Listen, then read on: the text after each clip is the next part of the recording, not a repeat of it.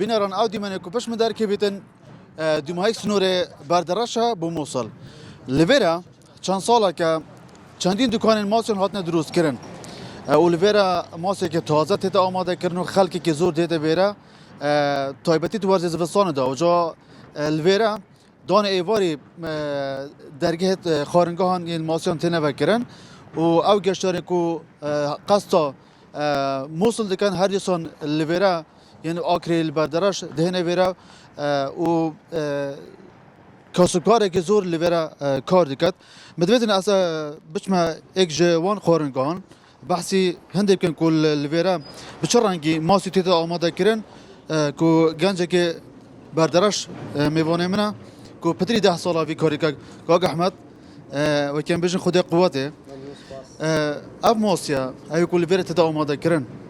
بچرانگ تیتا آماده کرن چیکرناوی بونگو يعني شوات چیکرناوی چوای او ماسيا روجانا لو مانديتن عصران ديني الى ساعات 4 5 اوانيك ماسي كي در دكاين نا حوزه دري دكاينو كخاويني دكاين باكو خاويني دكاين خوكي ليد دين دكاين بر اغري دكاين بر اغري هر ماسي و چن وقت كي بيدوت ماسي ماسي اگه ماسي ساله بيتن بتل دقه 45 دقيقه دروز دبيتن بس اگه هاتو ماسي كعمري 2 سال بيتن بتك زياتي بيدويتن و هر ماسي مقصدي منو اگه كيلو هر صاد 2 كيلو بيتن زوتو دبرجد لوي 3 كيلو بيتن ماسي كي 3 كيلو تشوتر لوي كيلو حفصت و هر صاد بيتن او هر كسو بنوع دبرجيت هي بفرني دبرجيتن هي بمزقوب دبرجيت او بري داتا اگرکی اگه هاتو با اگری زحمت ریان فرنی نه فرنکی آسان تر زوره وی همه بس دکینا مجموعی و دکینا فرنی 40 دقیقه 45 دقیقه ساعات دبرتن بس كداتا اگری دبی هرگاو تشاود لسری بیتن اگری کنا بقوت بیتن نه کم بیتن اگری کی وسطی بیده بیتن چه جوره داره که این کردن که احمد حتی اف ماسیس جوان چه خلک کی زور تلفن من دکار داره دارمانه اگه هاتو دارکا بی بیتن یا خو سپیندار بیتن او کل کی مناداتن بس بری لبر او دي كلينيه و طعم و تشتيوانيه مقصدي وانا استقداري بي بكار بينين دي كلكاي تحله حشكين تينا ونيا شو كيف تاري داركا بحشكيت داركا ولا تياي الرزيبيا يعني تياي كا اغري قلتيا داركا دينو لو مانرا دوستينين احمد زستانه دا ماسی زیاتر چیتن خلق کرتن یان هاوینی و پایز بخوی خواست زیاتر هاوینان خواست زیاتر لسر بلامستانان خوشتر لبر اوی شوینه شوینی کی گشتیاریه و شوینی کی فلاحتیه خلق کی زور اوی لمالن ایش دکن هاوینان زیاتر تندخون بلام لبو خوشی زستانان خوشتره کاغ احمد شورازی بیتن یان هم کس شد ویشولی نه زانم استویا خلق وازان زور من زور آسانش تکه تماشای دکم که بس لبر آگری تماشا کم زانو ماسی بتسین دبرد یا خود چندی مایا چند دقیقی مایا طبعا نقول خلطه خو خاص الشهاي وني بس المين خلطه تایبتا خلقی زور داوا دکاتن کپی بلین بقوتن نایلینی بس اگویستی دیبیه کی دینار اوها كوغ احمد يعني خلق برينك تلفونات كات يان هنقول حاضر هنا مثلا خلق هي ميواني ديتن ساعاتك بيج وقت عندك هي روجك بيج وقت دلين حسابي خوتا مكان ميوانك يزور ما وهياش زور هي برسيان مال الريلا دلين ماسي حاضره دلين بلا حاضرتين راس دخون كوغ احمد ليرش هر حوس يعني هريونيزيك الفيرا ونيا فيرا وليرش كدرستي بكين ألينا حوزة ماسيكا روجان لو ما ديتن عندك روجيش دروج زارقنا حوزة دمية الماسيكا تشيلينا أيضا نقول بما يفهمون دي أجر هم وقتك بله أكسجين معدل دبيله ثابت أجنا ماسيكا دمريتن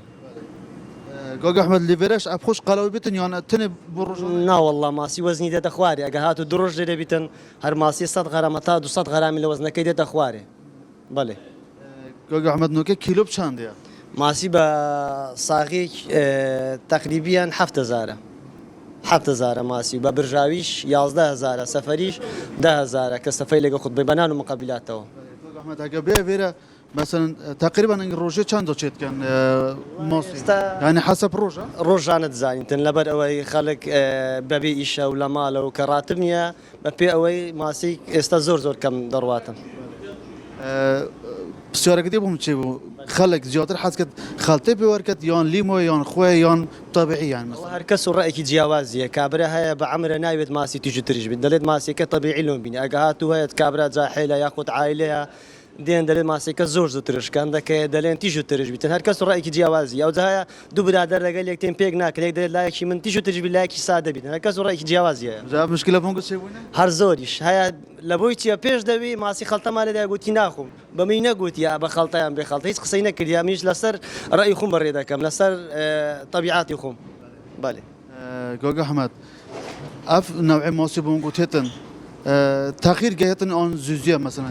نا ڕۆژانە دێتن هەندەکە سوبانێ سعاداتن جارە عسرێ دێتن هەر ڕۆژ و وەختێک دێتن جوجا احمد بسيارك اول فيرا بوشي مثلا مذبح نينا كو خلق موسي بخدان كد بوشي شوێنەکەمان هەو شوێنی حەوز شتیوانە بەڕاستی یانە جێکە فەلاعەتە و نازانێ خلق خونادته خەڵک خۆی ناداتێ یەک لەوە و دووەش جەیەکی وامان نییە کە حەوز و شتێکی وا و مەقسەدیمان پرۆژە ئاوەگی شتێک بیتن لەسەردا بنینەوە احمد زور سباس بوتا ممنون صاحبي ابو وديتي ما بحثا ماسي كر سنور قضا بردارش كو قالك خورنگه يتايبت ب چکرنا ماسی هنه که خلق که زیده این پارزگین جیاواز این کورسان دهنه بیره و با در فتره که کاریش با خلق که زیده و بش بلی که دوباره زبستان دا خلق که زیده خواستوان لسر خورنا ماسی هیا